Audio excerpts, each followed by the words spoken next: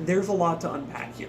Let's start in the atheist corner, because we've been kind of neglecting that as we've been answering these questions. The atheist, agnostic, or secular corner is that there is no spiritual health that can be affected. In which case, the question would be, can it affect your psychological health? And the answer is yes. Absolutely, and I've never seen a case where it didn't. And in cases where something like long-term illness and or long-term abuse are affecting psychological health, you are going to see repercussions that would directly mirror what someone else would call affecting their spiritual health. And in the spiritualist corner, I caution you on separating the idea of the psychological and the spiritual. I caution you against assuming that those are two separate spheres that do not overlap Venn diagrams. So this is something of an area of expertise of mine.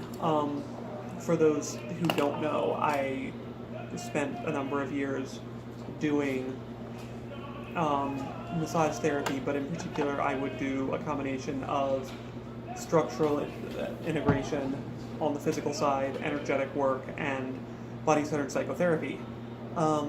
Because the fact of the matter is, you can, if you really want to, decide that you're going to be an Enlightenment era European and split up the body, mind, spirit into completely disparate realms and never... This may have had a horrible impact on current Western medicine. And never shall any of the three intersect. You can.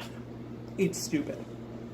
We've known this for a while. We've known for a while now that this is stupid, and yet it is the foundation of Western medicine. Right. Western allopathic medicine is based in the concept that you can that for a given presentation of symptoms, you can isolate a single distinct pathology, which you will then treat, typically with some variety of drugs, or surgical intervention.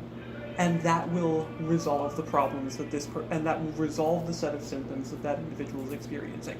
With no acknowledgement of compensation patterns. Right. So, on a purely physical level, any competent body worker and any competent physician, really, but most of them won't get into it. Any competent herbalist. Or any competent herbalist will tell you that if one thing has gone wrong, there will be others.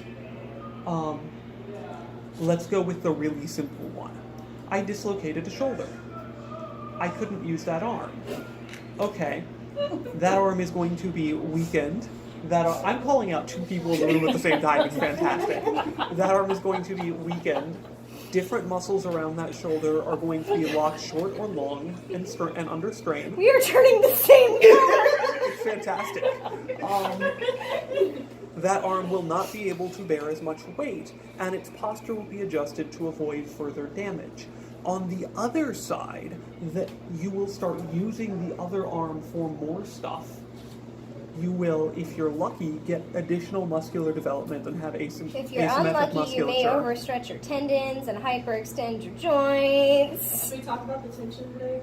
Yeah. It will almost definitely cause, essentially, tension patterns through the shoulders and neck, which will cause fairly nasty tension headaches. Also, ocular migraines. And you can wind up with stuff going all the way down into the hips, knees, ankles, and feet because of a dislocated shoulder that wasn't promptly dealt with or didn't properly address all of the stuff surrounding it, because guess what? Your entire body is one interconnected system. You may also find, just as a caution, that over time the cradle actually weakens and you start getting dislocations in new directions. Yeah, that's also a thing that can happen. That happened this week. Oh, fun. Yeah. Let's talk now. Let's add another dimension. This one applies to both physical and psychological. So we're not separating out the spiritualist corner yet. We'll get there. Let's talk about stress. Actually, I want to, so before you do that, in the example of the dislocated shoulder, mentally, Okay, yeah, I it goes have both ways. to, I have to keep that in mind. That my shoulder doesn't do what I want it to, that my arm doesn't do what it wants it to. I have to keep in mind that if I am physically active with my arms, I will wind up with a headache. And that makes me feel useless, like a burden to my partner.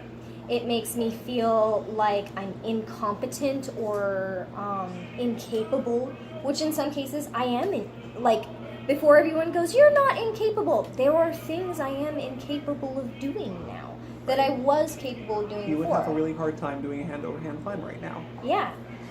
It limits passions I used to have. Like, when I first went in to the therapist about this shoulder and we talked about my common activities, they said that one of the reasons why it was dislocating was because I was a mountain climber, and they said that the hand-over-hand climbing had done damage and that I would never be able to do it again.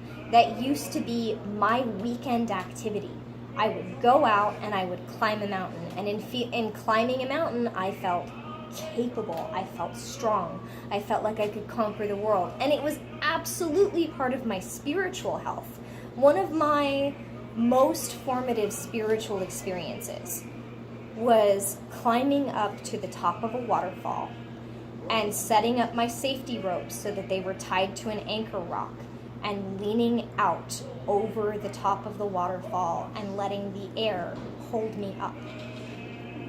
Because I spiritually, every time I was at the top of a waterfall or the top of the mountain, I wanted to jump off. I wanted to jump off. Not because I was suicidal, but because I would get up there and want to fly. And that doesn't work. I don't fly. So I climbed the mountain and I hung my safety ropes and I leaned over. And so being told I would never be able to do that again was devastating, psychologically, mentally, and spiritually.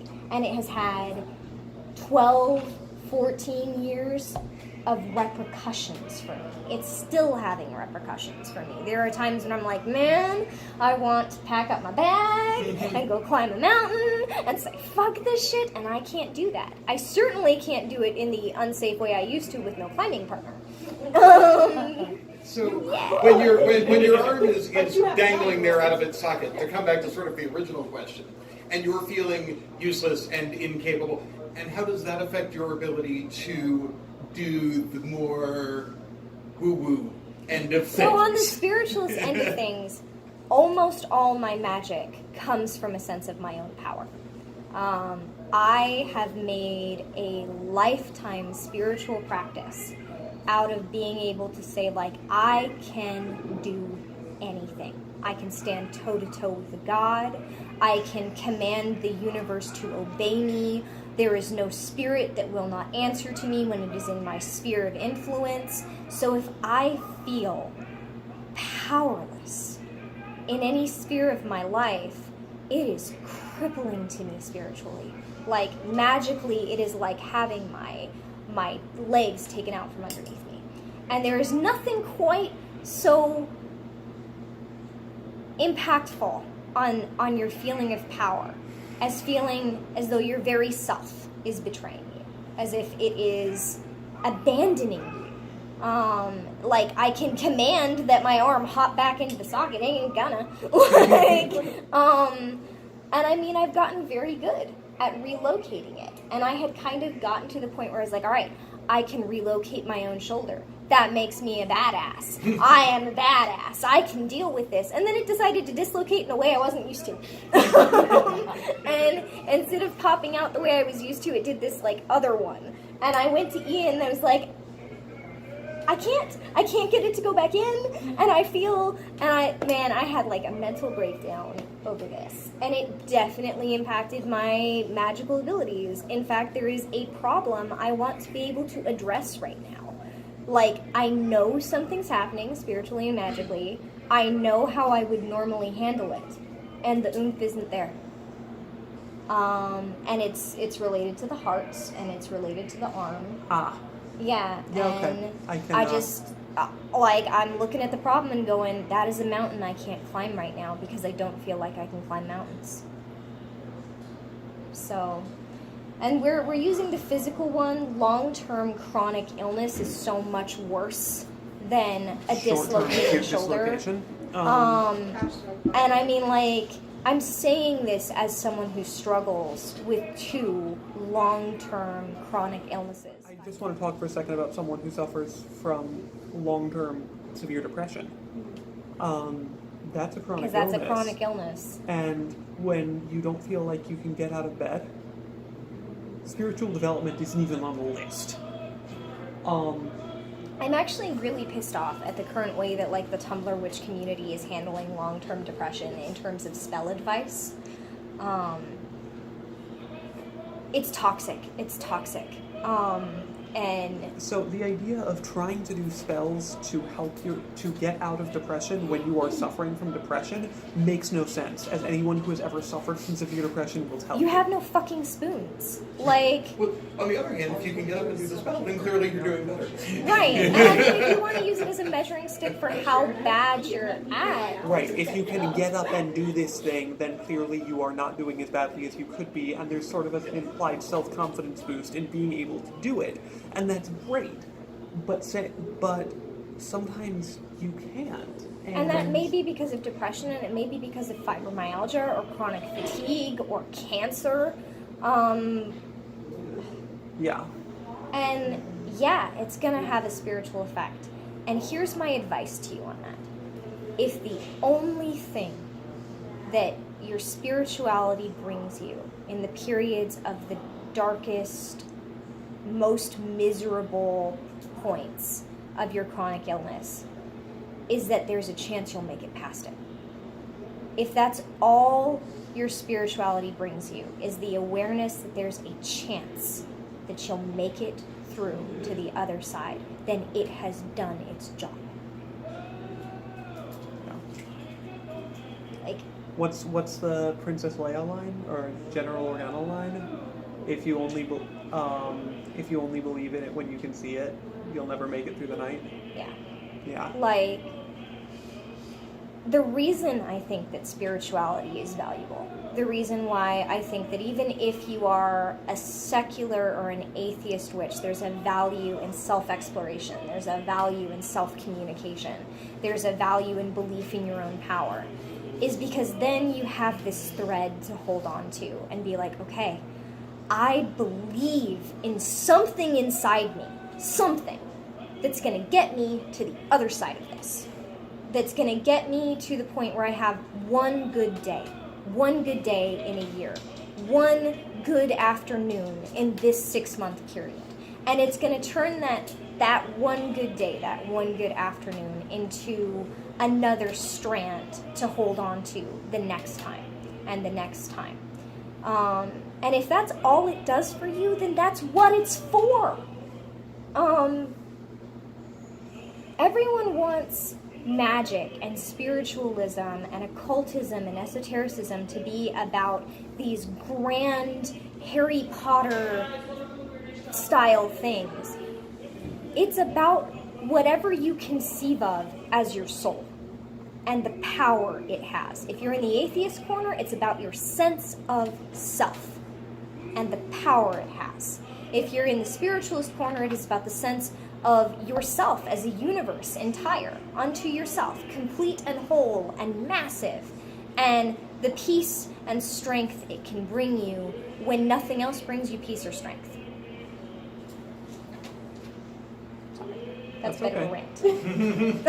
Honestly, if we managed to make it through a class of questions without you going off on a rant, I would have been kind of shocked. Yeah. Yeah.